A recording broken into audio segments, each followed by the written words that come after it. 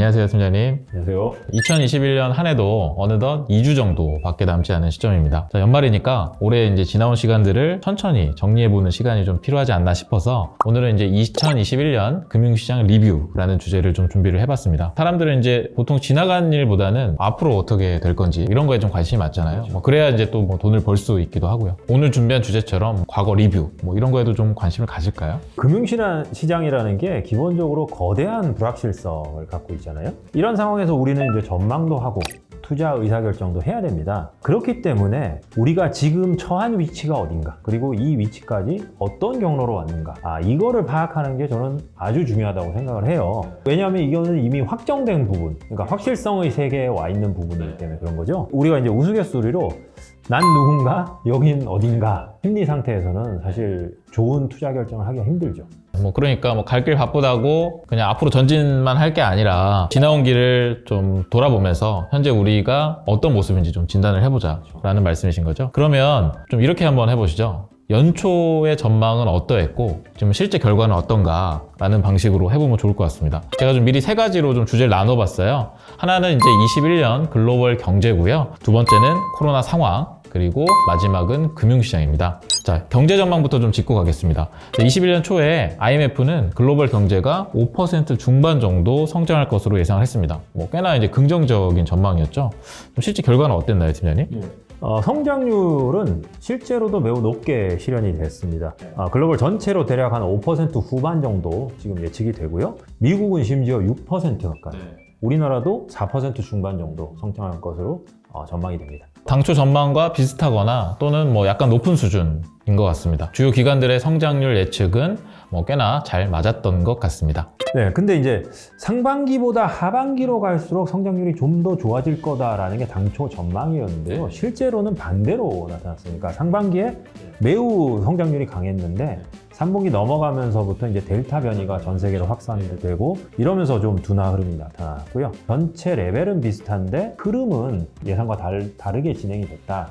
이렇게 보시면 되겠습니다. 성장 경로는 다소 좀 불규칙한 흐름이었다라고 좀 정리를 할 수가 있을 것 같습니다. 자, 두 번째 주제로 넘어갈게요. 그러니까 전망과 실제가 가장 달랐던 부분을 꼽자면 사실 이제 코로나 상황인 것 같습니다. 연초에 이제 백신 보급이 확대되면 경제 봉쇄도 좀 풀리고 출장도 갈 수 있고 연말이면 다들 해외여행 한 번쯤은 나갈 수 있지 않겠나라는 전망이 이제 대부분이었던 것 같은데, 그런데 이제 실제는 말씀 안 드려도 될 것 같습니다. 신규 확진자가 재차 빠르게 늘어나면서 결과적으로 해외여행은커녕 경제 재개도 좀 상당 부분 좀 지연되고 있는 것 같습니다. 그나마 다행스러웠던 부분을 찾자면 신규 확진자 수는 대폭 늘었지만 백신 접종률도 빠르게 증가하면서 그러면서 이제 중증 환자나 사망자 수는 좀 제한이 됐다는 점. 그래서 이제 그 주요 국가들이 위드 코로나 정책을 꾸준히 가져갈 수 있었고요. 따라서 이제 전 세계 경제도 일시적으로 좀 둔화되었다가 다시 좀 회복세가 재개되는 그런 양상이 있었고요. 그리고 이제 가장 최근에는 이제 남아공발 오미크론 변이가 또 전 세계를 강타하고 있는데, 다행스러운 거는 이제 증상이 그래도 좀 경미하다라는 분석들이 있어서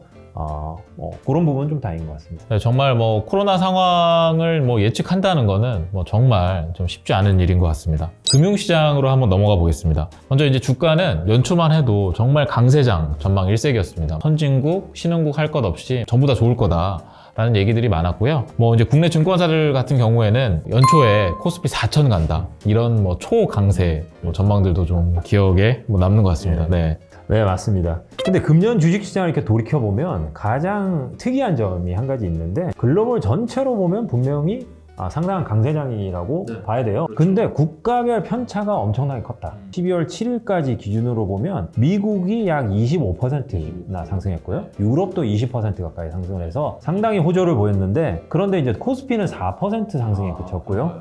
중국 본토 CSI 300은 마이너스 6%. 그렇죠. 그리고 홍콩 H지수는 20%나 하락했습니다. 그렇군요. 그런데 증시 수익률이 이렇게 국가별로 차별화되는 이유는 뭔가요, 팀장님? 두 가지 정도로 분석을 해볼 수 있을 것 같은데요. 가장 큰 거는 이제 코로나 백신 보급률의 차이입니다. 신흥국의 백신 보급이 좀 많이 더디다 보니까 아무래도 경제 회복이 선진국에 비해서 좀 더뎠고요. 그리고 이제 델타 변이가 확산됨에 따른 효과도, 경제적인 충격도 신흥국이 좀 더 컸다라고 볼 수 있습니다. 그리고 이제 두 번째는 달러 강세인데요. 연초에 다수의 전망 기관들은 달러 유동성이 막대하게 풀리고 그리고 신흥국 경제가 이제 상당히 강하게 회복을 할 거라고 보면서 달러 약세를 전망을 많이 했어요. 근데 결과적으로 보면 달러는 상당히 강했습니다. 달러 인덱스 기준으로 7% 넘게 상승을 했고요. 천문학적으로 달러 유동성은 계속 풀었는데 그럼에도 불구하고 미국 경제가 워낙 좋았고 그리고 미국 증시가 워낙 안정적으로 상승을 하다 보니까 글로벌 투자자들이 너도 나도 미국 시장으로 자금이 몰린 그런 복합적인 영향이 아닌가 생각이 듭니다. 그런 것 같습니다. 뭐 우리나라뿐만 아니라 이제 전 세계 어떤 개인 투자자들의 뭐 미국 투자 열기가 뭐 굉장히 강했던 한 해였던 것 같습니다. 그런데 이제 코스피 같은 경우에는 이제 뭐 수급적인 측면이 좀 부정적으로 좀 작용을 했는데요. 작년에는 이제 소위 뭐 동학개미들이 국내 주식을 매우 공격적으로 좀 매수를 하면서 지수를 끌어올렸는데 올해는 좀 힘이 좀 많이 떨어진 모습이고요.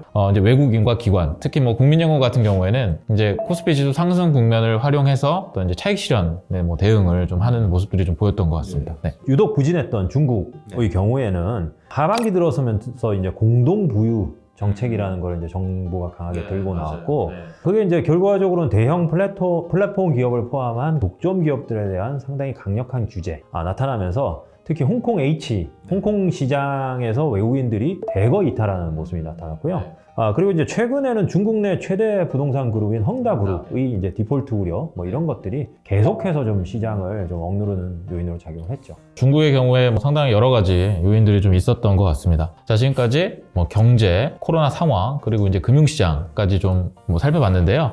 이제 앞서 논의된 것들 이외에 올해 또 예상이 가장 빗나갔던 것들 좀 몇 개 더 꼽아보면 좋을 것 같아요. 팀장님 뭐 어떤 거를 좀 생각을 하고 계실까요? 저 같은 경우에는 이제 연초에 저를 포함한 거의 뭐 상당수의 전망하는 사람들이 금년에는 이제 성장주보다는 경기 민감주나 가치주가 아웃퍼폼 할 거다라고 전망을 했죠. 예. 근데 이제 2021년도를 전망할 때는 성장률은 매우 좋을 거고 따라서 금리도 좀 올라갈 거고. 그러니까 미국 지수로 말씀을 드리면 다우 지수가 나스닥 지수를 아웃퍼폼 할 거라고 봤는데 거꾸로 된 거죠. 1년 지나고 보니까 다우 지수는 한 15% 정도 상승했는데 나스닥은 그걸 뛰어넘는 22%나 금년에도 나스닥이 이긴 거죠.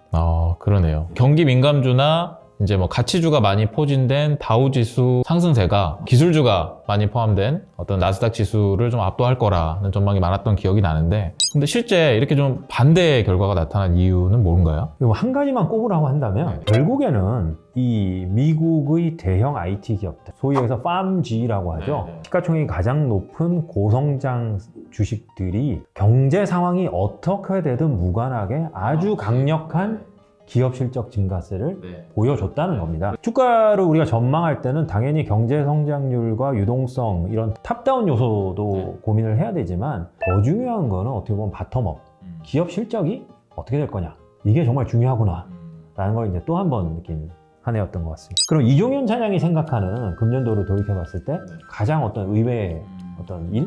그런 건 어떤 게 있을까요? 다른 분들도 이제 많이 동의하시는 부분이겠지만 저는 이제 인플레이션이 예상보다 이제 매우 높게 나왔던 점을 좀 꼽을 수 있을 것 같습니다. 자, 원래 이제 인플레이션은 경기 회복의 이제 후반기에 좀 강하게 좀 나타나는 경향이 있는데 금년에는 이제 코로나 사태가 촉발한 뭐 공급망 차질, 그다음에 원자재 강세 뭐 이런 요인들이 좀 겹쳐지면서 좀 회복 초기부터 좀 빠르게 좀 급등하는 모습을 좀 보이고 있는 것 같습니다. 이제 최근에는 이제 연준마저 기존에 이제 인플레이션이 일시적이라는 전망을 좀 철회하기도 했고요. 거기서 더 나아가서 이 높은 인플레를 잡기 위해서 뭐 최근에 이제 긴축 움직임을 좀 앞당기려는 좀 이런 모습들이 좀 나타나고 있는 것 같습니다. 정말 중요한 포인트를 지적해 주신 것 같아요. 우리가 그동안 코로나 이전에 너무 오랜 기간 동안 저물가 기조에 좀 익숙해 있었다가 코로나를 기점으로 그동안 억눌려왔던 물가 상승 요인들이 한 번에 터져 나오는 것 같은 어떤 그런 느낌이 듭니다. 두 가지 모두 뭐 연초 전망들과는 상당히 달랐던 뭐 의외의 사건들이라고 좀 할 수 있을 것 같습니다. 자, 이번에는 제가 좀 퀴즈를 한번 내볼게요. 구독자분들도 한번 같이 한번 풀어보시면 좋을 것 같습니다.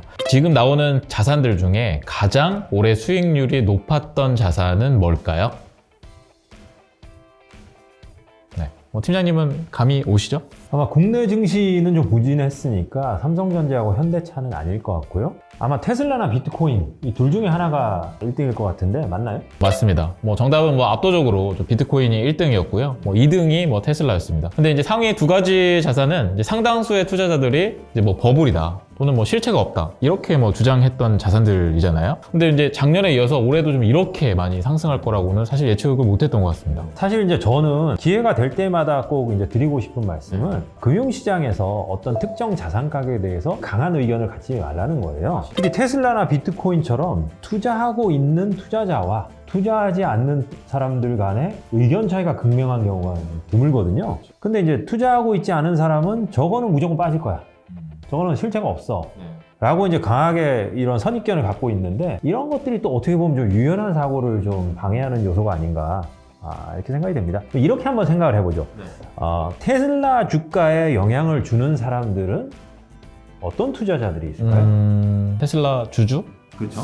그리고 뭐 또 꼽자면 뭐 공매도 테슬라 뭐 주식에 대해서 공매도 주는 뭐 기관들, 반대 영향을 네, 주는 뭐 기관들. 그러니까 대표적인 게 그 두 부류이고 또 하나 생각해 보면 지금 고민하고 있는 사람들 예를 들어 이거 살지 말지. 사볼까? 네. 말까? 반대로 너무 비싸고 이거는 버블이니까 공매도 쳐볼까? 그렇게 해서 주체가 4가지 주체가 있는 거죠. 이 4가지 주체에 속하지도 않으면서도 저건 말이 안 돼. 저건 무조건 빠질 거야 라고 생각하는 사람들은 테슬라 주가에 영향을 전혀 못 미친다는 그렇죠. 거죠. 뭐 주식도 없으니까 뭐 살 생각도 없고. 그렇죠. 네. 이게 테슬라 비트코인만의 문제가 아니라 점점 더 새로운 것들이 많이 등장하고 있잖아요. 앞으로도 그런 거에 있어서 좀 열린 자세로 접근을 하라라는 말씀을 꼭 드리고 싶어요.